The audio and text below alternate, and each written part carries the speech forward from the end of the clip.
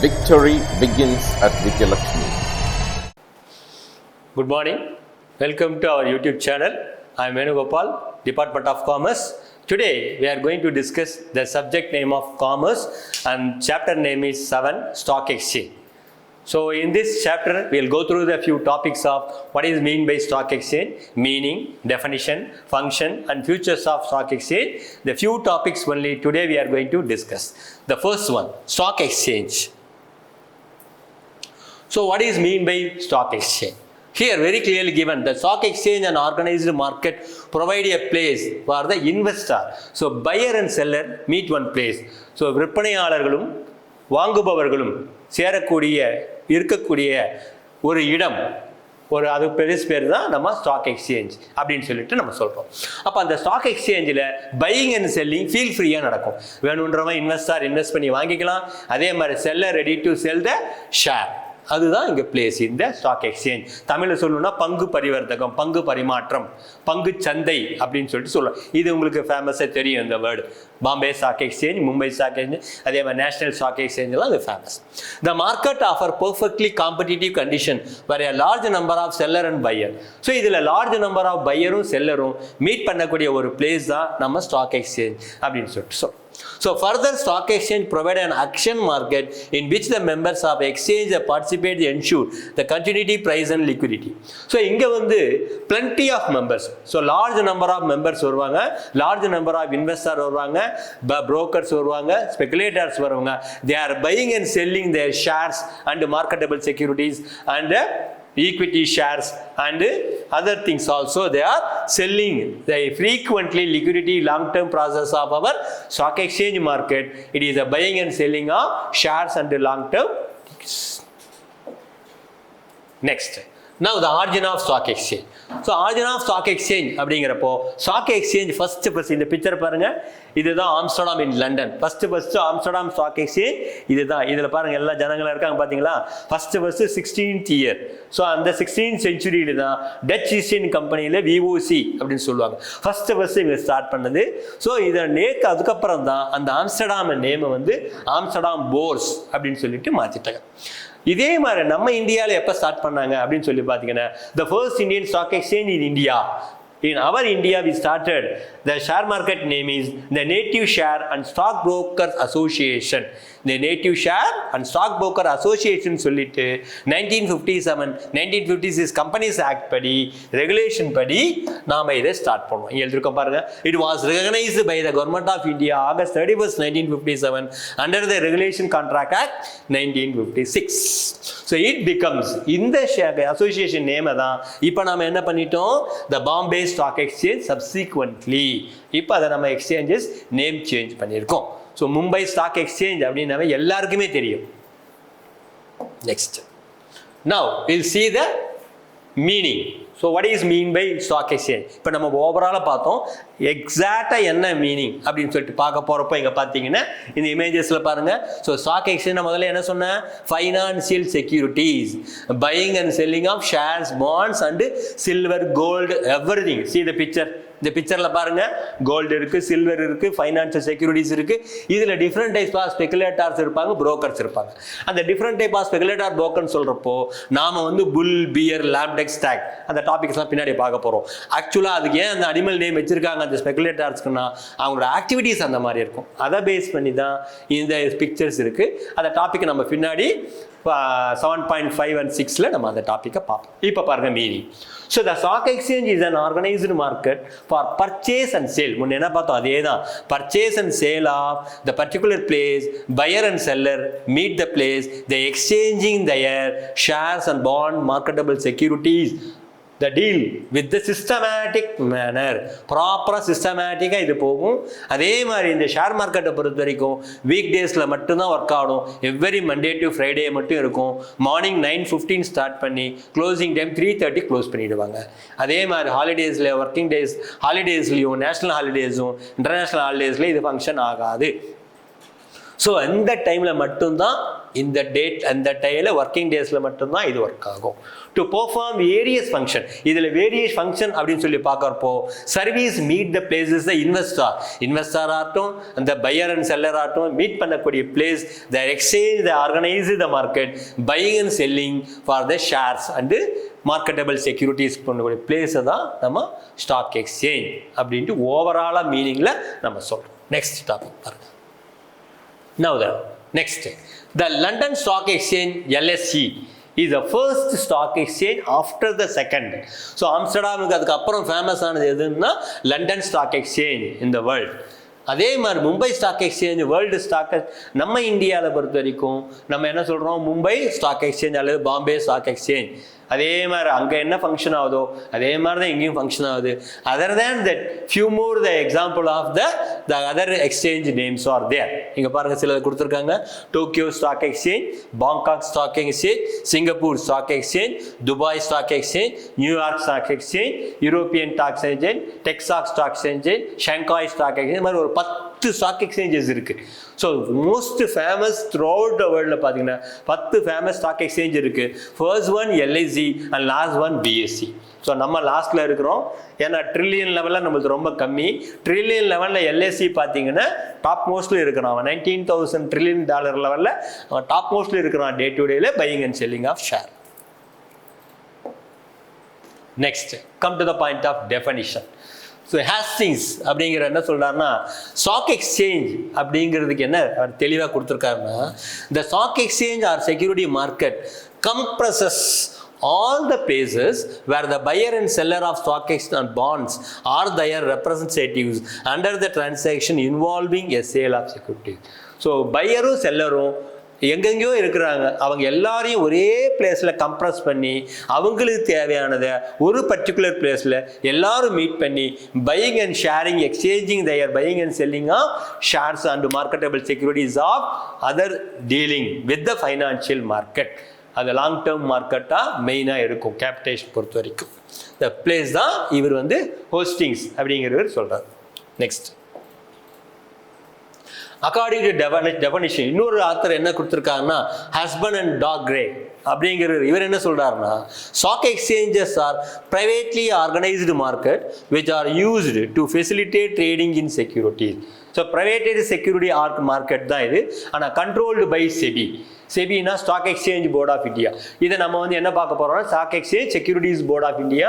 இதை நம்ம நெக்ஸ்ட் சாப்டரில் பார்க்க போகிறோம், 8th சாப்டர் எலாபரேட்டா. ஸோ ஸ்டாக் எக்ஸ்சேஞ்சை கண்ட்ரோல் பண்ணுறது, அதோட ரூல்ஸ் அண்ட் ரெகுலேஷனை மெயின்டைன் பண்ணுறது யாருன்னா செபி. அதை தான் ஸ்டாக் எக்ஸ்சேஞ்சு ப்ரைவேட்டாக இருந்தாலும் சரி ப்ராப்பராக அதோட டீலிங் எல்லாமே இங்கே ட்ரேடிங் ஆக்டிவிட்டீஸ் எல்லாமே கரெக்டாக நடக்கும் அப்படிங்கிறாங்க. அடுத்தது function of stock exchange. First one, so function of stock எக்ஸ்சேஞ்சில் ஃபர்ஸ்ட் ஒன் என்ன கொடுத்துருக்கு பாருங்க, ready and continuous market. So ready, so the sellers are ready, the buyers are ready, they meet a place, they exchange the product or exchange the shares or exchange the financial market dealing with the share securities. So stock exchange in fact a market, the existing securities if the investor want to sell. அப்போ investor wants to செல்லாக இருந்தாலும் சரி, investor wants to பையாக இருந்தாலும் சரி, to easily quickly the exchange the day to day the buying and selling of shares and securities ready and continuous. அதனால தான் அந்த ரெடி அண்ட் கண்டினியூஸ் மார்க்கெட் அப்படிங்கிறத ஒர்க்கே அவங்களுக்கு அதுதான். அவனும் ரெடியாக இருக்கான், விற்கிறவனும் ரெடியாக இருக்கான், வாங்குறவனும் ரெடியாக இருக்கிறான். ஸோ அவங்க மீட் பண்ணக்கூடிய பிளேஸை தான் ஸ்டாக் எக்ஸ்சேஞ்சுன்றோம். முதல் வேலையை buying and selling the compress one place the exchange a product. Next, correct evaluation of securities. So evaluation of securities அப்படின்னு பார்க்குறப்போ நம்ம ஷேர் மார்க்கெட்டை பொறுத்த வரைக்கும் evaluate of money values, price and value. இந்த பிக்சரில் பாருங்கள், ப்ரைஸ் அண்ட் வேல்யூஸ்னு போட்டிருப்பான். ஸோ ப்ரைஸ் அண்ட் வேல்யூஸ் அப்படிங்கிறப்போ டே டு டே உங்களுக்கு ஃப்ளக்சுவேஷன் ஆகிட்டே இருக்கும். சேம் ப்ரைஸ் இருக்கவே இருக்காது. நேற்று இருந்த ப்ரைஸ் ஷேரோட வேலை இன்றைக்கி பார்த்தீங்கன்னா ஒன்றா டிக்ரீஸ் ஆகிருக்கும் அல்லது இன்க்ரீஸ் ஆகிருக்கும். It depends upon the share market world level. 24 hours share market போயிட்டு இருக்கும். நம்ம இந்தியாவில் பொறுத்த வரைக்கும் இந்த டைம் நாம சொல்லியிருக்கோம். அதர் கண்ட்ரீஸை பொறுத்த வரைக்கும் அந்த டே டைமில் அந்த டே ஒர்க்கிங்கில் அவங்களுக்கு ஃபங்க்ஷன் ஆகும். அப்போ 24 ஹவர்ஸும் 1 இயர் ரோலிங்லேயே இருக்கும். அந்த 24 ஹவர்ஸில் என்ன வேல்யூ இருக்குதோ அதை வச்சு தான் அடுத்த நாள் மாலையில் என்ன ஆகும், நம்ம இந்தியாவுக்கு வர்றப்போ நம்ம சேஞ்சஸ் சொல்கிறோம் ப்ரைஸ். அதே மாதிரி அதர் கண்ட்ரீஸில் அவன் சேஞ்சில் என்ன இருக்கோ அவன் அந்த ப்ரைஸ் சேஞ்சஸை சொல்லுவான். அதனால தான் ப்ரைஸும் வேல்யூ எப்பயுமே மாறி மாறி மாறி இருந்துகிட்டே இருக்கும், ஃப்ளக்சுவேஷன். அதனால தான் ஷேர் மார்க்கெட்டை பொறுத்த வரைக்கும் எப்பயுமே ரொம்ப கேஷியஸாக கேர்ஃபுல்லாக டீல் பண்ணணும் அப்படின்னு சொல்லுவாங்க. சரியா? நிறைய பேர் என்ன பண்ணுறாங்க, 10 லட்சம் போடுறாங்க, உடனே ஒரு 1.5 வருஷம் 2 வருஷம் கழிச்சு 20 லட்சம் கிடைக்குது. அப்படியா 20 லட்சம் கிடைச்சிருக்குன்னு சொல்லிட்டு அவன் என்ன பண்ணுறான், 1 கோடி ரூபாய் போடுறான். அவன் நேரம் அதிர்ஷ்டம் என்னமே ஆகும், ஒரு 10 to 15 டேஸில் திடீர்னு அந்த 1 crore இருக்குது, திடீர்னு 1000 சொல்லிக்குது. நிறைய பேர் இந்த மாதிரி லாஸ் ஆகிருக்காங்க, நிறைய பேர் சூசைடே அட்டன் பண்ணியிருக்காங்க. ஸோ ஷேர் மார்க்கெட் பொறுத்தவரைக்கும் cautious to buying and selling. அதை லாங் டேர்மில் பண்ணுறப்போ உங்களுக்கு ப்ராப்ளம் இருக்காது. ஷார்ட் டேர்மில் பண்ணுறதா இருந்தாலும் சரி, டே டு டே இமீடியட்டாக வேணுன்றவங்களுக்கு ரொம்ப காஷியஸாக டீல் பண்ணணும். அதுக்கு நிறைய ஃபங்க்ஷன்ஸ் அண்ட் ஆப்ஷன்ஸ் நிறைய இருக்குது. அதுக்கு தனியாக ஒரு கோர்சஸே இருக்குது. அதை ஃபுல்லாக தரவு பண்ணிக்கிட்டு நம்ம உள்ளே போகலாமே தவிர எடுத்தாங்கவுதான் நினச்சிட்டு எவனோ சொல்கிறான்னு சொல்லிட்டு நம்ம பையிங் செல்லிங்கெலாம் பண்ணக்கூடாது ஷேர் மார்க்கெட்டை பொறுத்த வரைக்கும். அதனால தான் price and values it will differ day to day, second to second மாறிக்கிட்டே உங்களுக்கு இருக்கும். மார்னிங் 9:15 பார்த்தீங்கன்னா ஒரு கோல்டு ப்ரைஸ் இருக்கும், ஈவினிங் பார்த்தீங்கன்னா 3:30 க்ளோஸ் பண்ணுறப்போ அதோட டைம் மாறி இருக்கும். ப்ரைஸஸ் சேஞ்சஸ் இன்க்ரீஸ் டிக்ரீஸ் ஆகிட்டே இருக்கும். அடுத்தது ப்ரொடெக்ஷன் டு இன்வெஸ்டார். அதுதான் நான் செபி போட்டிருக்கேன் பாருங்க, இந்த பிக்சர் நான் சொன்னேன் இல்லையா முன்னே, security exchange board of India. So அந்த இன்வெஸ்டாரை சேவ் பண்ணுறதுக்கோசமே அவங்கள ப்ரொடெக்ட் பண்ணுறதுக்கு the government of central government என்ன பண்ணான்னா 1988 இதை அமெண்ட்மெண்ட் பண்ணி இதை ஆக்டாக எடுத்துகிட்டு வந்தது. 1992 April 1 கொண்டு வந்துட்டு, ஏன் இதை எடுத்துகிட்டு வந்தான்னா இதுக்கு முன்னாடி இருந்த புரோக்கர் ஸ்பெகுலேட்டர்ஸ் என்ன பண்ணுவாங்கன்னா அவசியத்துக்கு ப்ரீமியத்துக்கு ஹைக்காக வச்சு பையிங் அண்ட் செல்லிங் பண்ணிட்டு இருந்தாங்க. அதனால இன்வெஸ்டர் நிறைய பாதிக்கப்பட்டாங்க, நிறைய பேர் நிறைய லாஸ் ஆனாங்க. அதை கண்ட்ரோல் பண்ணுறதுக்கும் ரூல்ஸ் அண்ட் ரெகுலேஷனாகவும் ஃப்ரேம் பண்ணி எடுத்துகிட்டு வந்தது தான் இந்த செபி. அதனால தான் த ப்ரொடெக்ஷன் ஆஃப் இன்வெஸ்டாரை சேவ் பண்ணுறதுக்கு எடுத்து பண்ணது தான். So all dealing stock exchangers are accordance with well defined rules and regulation. So rules and regulation படி இது நடக்கும். For example, brokers cannot charge. Brokers அவன் இஷ்டத்துக்கு ப்ரைஸ் ஃபிக்சேஷன் பண்ண முடியாது. ஏன்னா ஃப்ராக்ஷன் ஆஃப் செகண்ட்ஸில் ஆன்லைனில் ப்ரைஸ் லிஸ்ட் போயிட்டே இருக்கும். உனக்கு listing company NSE BSE. So NSE national stock எக்ஸ்சேஞ்சில் ஃபர்ஸ்ட் 50 லீடிங் கம்பெனி நேம் இருக்கும். அதனால தான் அதுக்கு பேரே நிஃப்டினாவே நேஷனல் இண்டெக்ஸ் 50. ஸோ வேர்ல்ட் ஃபேமஸாக இருக்கக்கூடிய 10-50 கம்பெனி நேம்ஸ் இருக்கும்.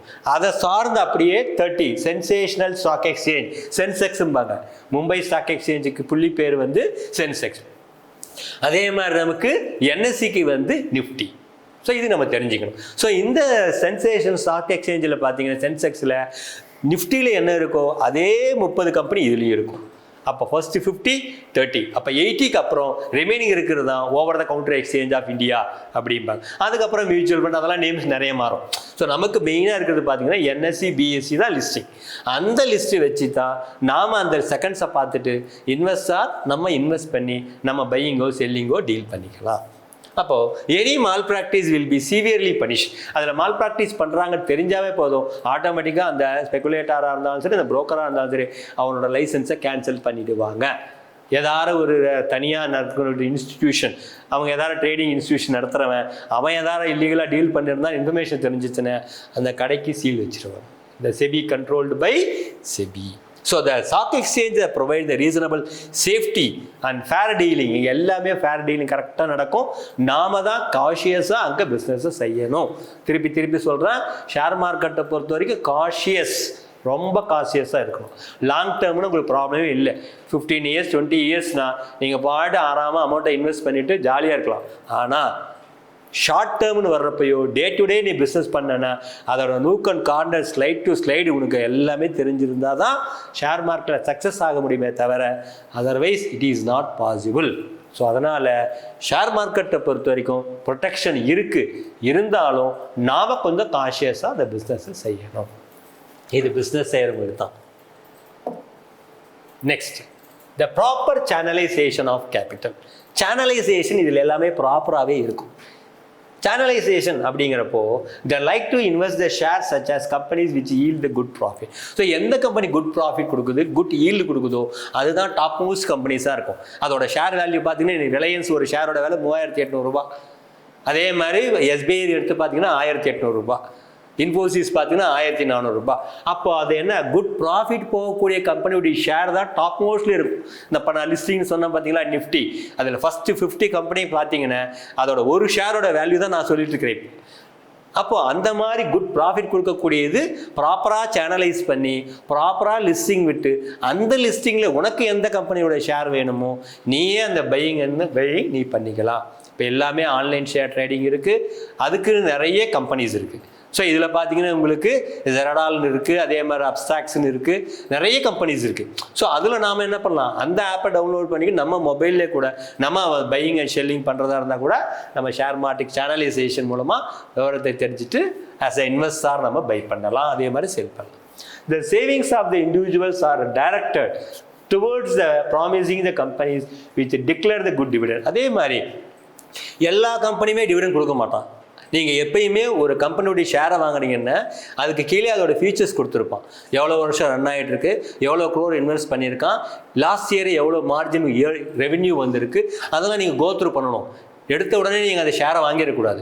ஒரு கம்பெனி ஷேர் இவ்வளோ இருக்குது டாப் மோஸ்ட்டில் என்ன உடனே வாங்கக்கூடாது. நீங்கள் என்ன பண்ணணும், அதோட ஃபியூச்சர்ஸ் கோத்ரூ பண்ணணும். அதிலே பார்த்தீங்கன்னா கூகுளில் கீழே கொடுத்துருப்பான் எவ்வளோ இன்வெஸ்ட் பண்ணியிருக்கிறாங்க, லாஸ்ட் இயர் எவ்வளோ இன்கம் வந்துருக்குது, எவ்வளோ மெம்பர்ஸ் இருக்கிறாங்க, கீ இண்டிகேட்டர்ஸ் யாரார் இருக்கிறாங்க, அந்த ஏஎம்சி யார், அசஸ்மெண்ட் சொல்லுவாங்க அவர் யார், அவரோடதெல்லாம் நீங்கள் கோத்ரூ பண்ணிவிட்டு அதுக்கப்புறம் தான் நீங்கள் ஷேரை வாங்கணும்னு தவிர எடுத்த உடனே நீங்கள் ஷேரை பர்ச்சேஸ் பண்ணக்கூடாது. That is a very important thing. So, but the stock exchanges or the savings are likely to wasted the shares of the unprofitable units. அதே மாதிரி தேவையில்லாமல் நம்ம வாங்கி வச்சுக்கிட்டு ஒன்றும் பிரயோஜனம் இல்லை. ஸோ ப்ராஃபிட் இருக்கக்கூடியதாக வாங்கினா நமக்கு ப்ராஃபிட் இருக்கும். சில கம்பெனி வந்து ப்ராஃபிட் டிவிடெண்ட் கொடுக்க மாட்டான், சில ப்ராஃபிட் வந்து உங்களுக்கு வந்து ஈக்விட்டிஸ் கொடுத்துருக்க மாட்டான், சில வந்து சேஃபர் செக்யூரிட்டி இருக்காது. அப்போ நமக்கு எதெல்லாம் அப்ளிகபிளாக இருக்கோ அதை அனலைஸ் பண்ணி அந்த ஷேரை நம்ம பை பண்ணணும். Next, aid to capital formation. Aid to capital formation எப்படி எடுத்துகிட்டு வர்றது அப்படின்னு இதில் பார்த்தீங்கன்னா the publicity which the stock exchange give to various industrial securities. So publicity பொறுத்த வரைக்கும் பார்த்தீங்கன்னா வேரியஸ் இண்டஸ்ட்ரீஸ் இருக்குது. ஸோ அவன் விளம்பரப்படுத்துகிறான், அதை நம்ம பார்த்துட்டு the purchase and sale of index, buying and selling நம்ம பண்ணிக்கலாம். So stock exchange that ensure the steady the flow of capital industry assist the industry. So industrial development பண்ணுறதுக்கும் அசிஸ்ட் பண்ணிடுறான். அவன் என்ன பண்ணுறான், உங்கள் ஒர்க்கை நான் பார்த்துக்கிறேன், நீங்கள் போய் உங்கள் கம்பெனி ஒர்க்கை பாருங்கன்னு சொல்லிட்டு இண்டஸ்ட்ரி, கம்பெனி, ஃபேக்ட்ரி, பேங்க் எல்லாருடைய விளம்பரத்தையும் இவன் விளம்பரப்படுத்தி அதன் மூலமாக அந்த லீடிங் ப்ரைவேட் கம்பெனிஸ் ஆகட்டும், அதே மாதிரி அந்த அண்டர் ரைட்டர்ஸ்ன்னு இருக்கும், பப்ளிக் ஹவுசஸ்ன்னு இருக்கும், ப்ரைவேட் பிளேஸ்மெண்ட், இவங்கெல்லாம் விளம்பரப்படுத்தி புரோக்கர் ஸ்பெகுலேட்டர் மூலமாக இந்த stock exchange dealing aiding to the capital formation of the company. Next, facilities of speculation. So buying and செல்லிங்கில் என்னென்ன ஃபெசிலிட்டிஸ் இருக்குது, ஸ்பெகுலேஷன் எப்படி போகுது.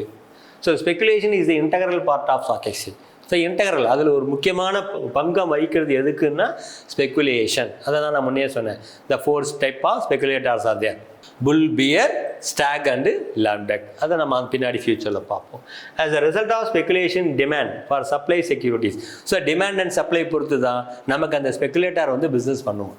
Similarly price movements are rendered smoothly. So price அந்த moving என்ன ஆகும், மூவிங் போயிட்டே இருக்கும் உங்களுக்கு. Now seasoning security. So speculator and underwriters hold temporary period. குறிப்பிட்ட பீரியட் தான் வச்சுருப்பாங்க. குறிப்பிட்ட பீரியட் முடிஞ்ச உடனே new issue company share and buying and selling of the old share, that is observe the new share பார்த்துக்கிட்டே இருப்பாங்க. அதுக்கு தகுந்தபடி அவங்க என்ன பண்ணிட்டு இருப்பாங்க, சீசனுக்கு தகுந்த மாதிரி ஷேர்ஸ் அண்ட் செக்யூரிட்டிஸ் மாற்றிக்கிட்டே இருப்பாங்க. Right, next the clearing house. Clearing houses அப்படிங்கிறப்போ இவங்க 3 விதமான ஒர்க்கை பண்ணுவாங்க. இந்த பிக்சரில் கொடுத்துருக்காங்க பாருங்கள். ப்ரொவைட் ஸ்டாண்டர்டைசேஷன் நார்ம்ஸ் இருக்கும், ரூல்ஸ் அண்ட் ரெகுலேஷன் இருக்கும், அதோட ப்ரைஸ், கமாடிட்டி என்ன, எல்லா டீட்டெயில்ஸுமே இருக்கும். டே டு டே அதை ஸ்மூத் ஃப்ளோவாக ரன் பண்ணிவிட்டு அதை என்ஷூர் பண்ணி சிஸ்டமேட்டிக்காக போகிறது தான் இந்த கிளியரிங் ஹவுஸோட வேலை. தேவையான டிவிடெண்ட், தேவையான மேனேஜ்மெண்ட், அவங்களுடைய ரிப்போர்ட் என்ன இருக்குது, ஃபைனான்ஷியல் ரிப்போர்ட் இருக்குது, ஆனுவல் ரிப்போர்ட் என்ன இருக்குது, இது எல்லாமே ப்ரிப்பேர் பண்ணி தரக்கூடியது தான் இது. ஸோ இதெல்லாம் நம்ம ஃபங்க்ஷனில் பார்த்தோம். அடுத்தது நம்ம பார்க்க போகிறது ஃபியூச்சர்ஸ். இன் ஃபியூச்சர்ஸில் பார்த்தீங்கன்னா the market for security. So the stock exchange is a market where securities are corporate body. So இதில் இருக்கக்கூடிய பாடிஸ் எல்லாமே corporate, government, financial, public sector, private sector, MNC எல்லாருமே இதில் இருப்பாங்க. Buying and selling of shares. That is the first one. Second one, dealings in the second hand securities. So இதில் நம்ம already the market பார்த்தீங்கன்னா 2 விதமான market இருக்குது. ஒன்று primary, இன்னொன்று செகண்டரி. ப்ரைமரினா new issue of share the first time. செகண்டரினா ஒருத்தன் வாங்கிட்டு அது இன்னொருத்தனுக்கு சேல் பண்ணுவான். இந்த பிக்சரில் போட்டிருக்க பாருங்கள். ப்ரைமரி மார்க்கெட் அப்படிங்கிறப்போ நான் என்ன பண்ணுறேன், டைரெக்டாக எம்ஆர்எஃப் டைம் கம்பெனிக்கு ஒரு 10 ஷேர் வாங்குறேன். ஒரு ஷேரோட விலை 1400 ரூபாய். 14,000 பே பண்ணி ஃபஸ்ட்டு நான் ஷேர் வாங்குறேன். 14,000 வாங்கிட்டு ஒரு 6 மந்த் பார்க்குறேன், அது டிக்ரீஸ் ஆகிற மாதிரி ஐ எம் நாட் சாட்டிஸ்ஃபைடு. அப்போ நான் என்ன பண்ணுறேன், ஆட்டோமேட்டிக்காக நான் என்ன பண்ணுறேன்னா இன்னொருத்தனுக்கு அதை சேல் பண்ணிடுறேன். இங்கே பாருங்க, இங்கே நான் இன்னொருத்தனுக்கு சேல் பண்ணுறப்போ அப்போ இன்வெஸ்டார் தேர்ட் பார்ட்டிக்கு செல் பண்ணால் அது செகண்டரி. அப்போ இன்வெஸ்டாரை டைரெக்டாக பை பண்ணால் அது ப்ரைமரி. இன்வெஸ்டார் இன்னொருத்தனுக்கு செல் பண்ணால் அது செகண்டரி. அதுதான் primary market and secondary market. The last then regulators the trade. Regulator போகிறப்போ the stock exchange does not sell buy securities it own account. Own அக்கௌண்ட்டில் buying and selling stock exchange கிடையாது. அது exchange பண்ணக்கூடிய ஒரு place. அதான் சொல்லியிருக்கு உங்களுக்கு. Stock exchange is a place. Merely they provide the necessary infrastructure facility to trade securities. The members brokers who trade in securities. So members authorised ரெமிசார்னு இருப்பாங்க. இதில் பார்த்தீங்கன்னா உங்களுக்கு ஓன் டிரான்சாக்ஷன் ஜாபர்ஸ் நிறைய பேர் இருப்பாங்க. Buying and selling of shares and securities the place. Trading activities ஃப்ரீயாக இருக்கும். ஸோ ரிமைனிங் டாபிக்ஸ் இப்போ ஃபியூச்சர்ஸில் நம்ம 3 டாபிக் தான் பார்த்துருக்கோம். இன்னொரு 4 டாபிக் இருக்குது. இதுக்கு பின்னாடி உங்களுக்கு அந்த ஸ்பெகுலேட்டர் வரும். பிற டாபிக்ஸ் இன் ஃபியூச்சர் நெக்ஸ்ட் கிளாஸில் நாம் பார்ப்போம். ஸோ இது வரைக்கும் இன்றைக்கி நாம் என்னென்ன டாபிக் பார்த்தோன்னா, ஸ்டாக் எக்ஸ்சேஞ்ச் என்ன, அதோட மீனிங், அதோட டெஃபினிஷன், அதோட ஃபங்க்ஷன். ஃபியூச்சர்ஸில் 3 டாபிக் பார்த்துருக்கோம். So remaining my dear students, will see the next class. Thank you. Share the video and subscribe to the channel. Bye.